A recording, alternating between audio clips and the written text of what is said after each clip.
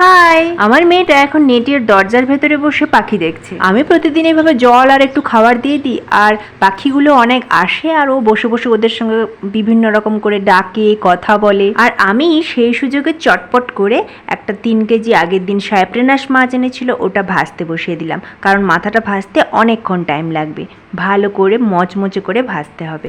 আসলে মা কাতলা মাছের মাথা দিয়ে ভাজা মুগের ডাল আর আলু দিয়ে একটা দারুণ রেসিপি করত। হঠাৎ করে না ওটা খেতে খুব ইচ্ছে করছিল, কিন্তু মাকে তো আর পাশে পাবো না, তাই ফোন করে জেনে নিলাম মা কেমন বানাতে বলো। কাতলা মাছের মাথা নেই তো কি হয়েছে, সাইপ্রিনাস মাছের মাথা দিয়ে কি বানানো যায় না? এত বড় মাছের মাথাটা রয়েছে।